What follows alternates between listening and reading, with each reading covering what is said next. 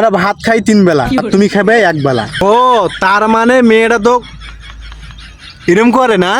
আচ্ছা লাবু ভাই এখন কথা কই শুনো, জীবনে সাকসেসফুল হওয়ার জন্য কি কি করা লাগবি গো, মোক একটু বাতাও না গো। পৃথিবীতে সাকসেসফুল হইবে তুমি, ভালো কথা কইছো অবশ্য। প্রতিটা ছেলেই চায় যে সাকসেসফুল হইবে, কিন্তু কারো ভাগ্যে হয়, কারো আবার হয় না।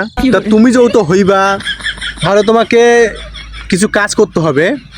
কাজগুলো হলো, আমার কথাটা কিন্তু তুমি মনোযোগ দিয়ে শুনবে, ঠিক আছে? কাজগুলো হলো গিয়ে, আমরা ভাত খাই 3 বেলা আর তুমি খাবে 1 বেলা, ঠিক আছে?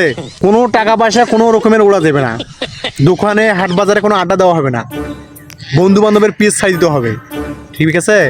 তাহলে তুমি সাকসেসফুল হতে পারবা। সাকসেসফুল হওয়া মানে কি, আমি তোমাকে উদাহরণ দিয়ে বলি।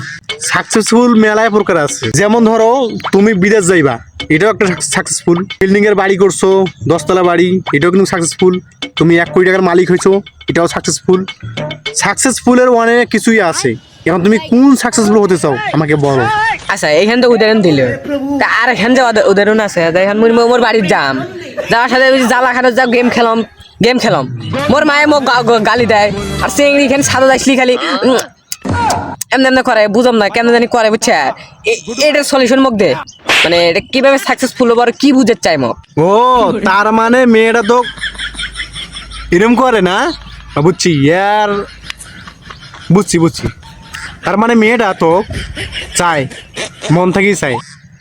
মানে ধর মেয়েটার স্বামী উচ্ছ্বাস মানে ঠিক মতো পারে না, তো এখন তুই একটা কচি চেংড়া, বুঝিস নেই, এখন চায় তো, এখন কি আর করার। তা যাবি রাত 12টার সময় যাবি, যা একটা পিঠে নিমাই দিয়ে আসবি, সমস্যা কি?